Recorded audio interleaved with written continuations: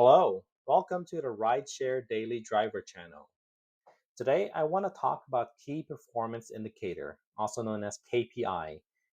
These are metrics that as rideshare drivers that we should be aware of.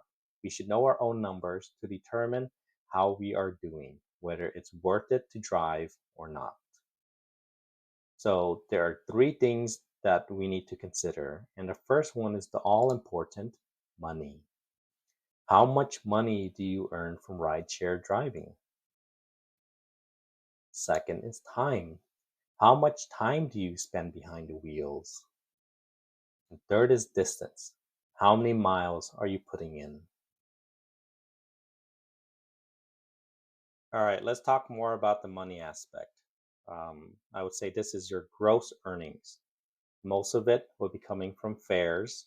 That's how much Uber is paying you for each trip, or Lyft is paying you for each trip. The tip that you may or may not be getting from your passengers. Also, this would also include any surges or bonus or whatever they're calling it these days on Uber and Lyft. Next, we have time, and that's going to be a cost for us. And these time costs, are associated with insurance and car payment. Now, why it's under time is because for both insurance and car payment, you usually pay these on a monthly basis.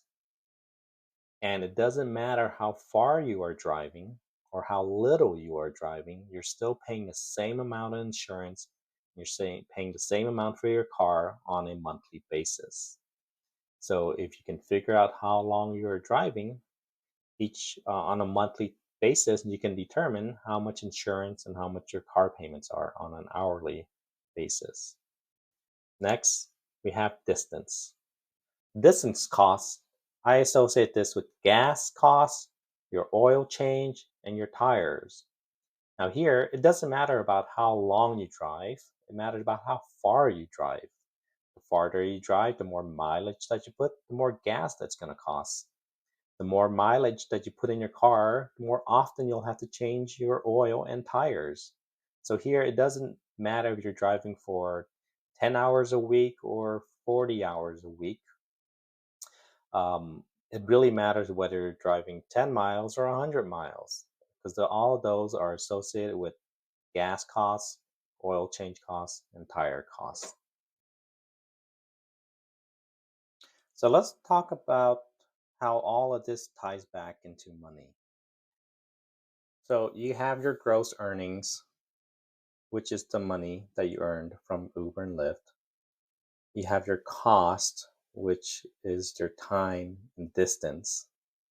That leaves you with net earnings. The most important number that you need to know is how much you actually netted, meaning out of all the money that you earn from Uber and Lyft, after your cost, how much money at the end of the day do you actually have in your pockets? Now I'm going to show you a spreadsheet that I made of my earnings over the past 4 weeks or so as a rideshare driver, and I'll go over each of the sections with you. So here, these are the daily averages for each day of the week that I have been driving. So first, let's talk about mileage. Mileage is easy. It's how far have you driven that day for rideshare driving. Online hours. Online hours is the amount of time that you've been online in the app, waiting for a ride or on a ride. Active hours. This is the actual amount of time that you're actually on the road driving, either driving to pick up a passenger or already with the passenger in your car. Time utilization. Now I take this as how much of my online hours were I active. So it shows how much wait time you had during the day. So you can see I'm averaging around 70 to 80% depending on which day of the week I'm in. Next is trips. This is how many trips you average for that day. Um, from the numbers here, you can see that the weekend numbers are higher than the weekday numbers, and that's partly because I am driving longer hours on the weekends. Next, you have your gross earnings. This is how much Uber or Lyft has paid you for the trips that you have taken.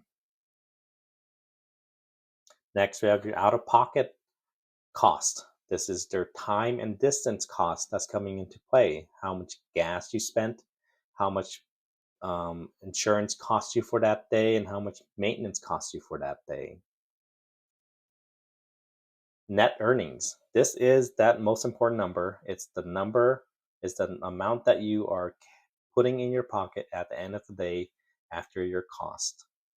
So this is really where it matters, and this is the number that you should be paying attention the most to. Now, the rest are just tidbits of useful information to know. Um, I did put promotion earnings separately from net earnings. This is so that the numbers aren't skewed.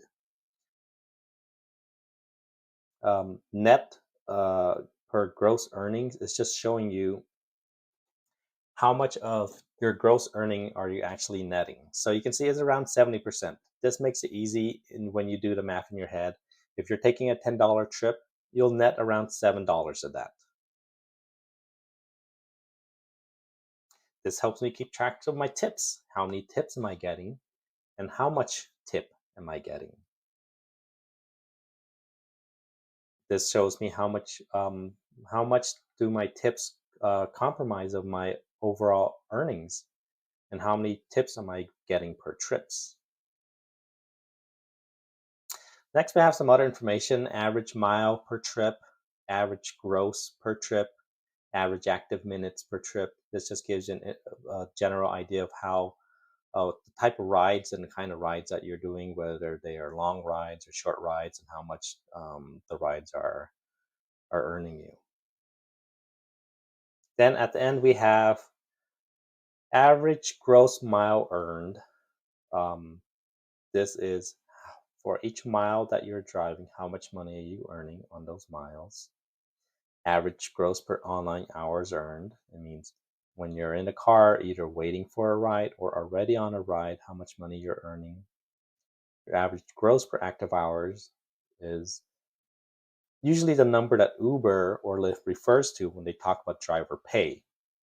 They care more about, because of optics, how much money they are paying you per active hours. So, how much you're getting paid when you're actually with a passenger. And at the end of the day, the average net per online hours earned. This is the number that matters the most. Again, it's the amount of money that you're getting after your costs. And we can see here that the difference between the gross and the net for online hours earned is around $6 to $8. So we can say that around my cost per hour is around $7. So if I make $30 an hour, I'm really taking in only $23 an hour home. So these are the numbers that matters the most. These are the key metrics that you should have an idea of to understand how well you are doing. I will be sharing the spreadsheet later as I develop it more, and any feedback, anything that you think should be added or taken away, please comment below. And thank you for watching.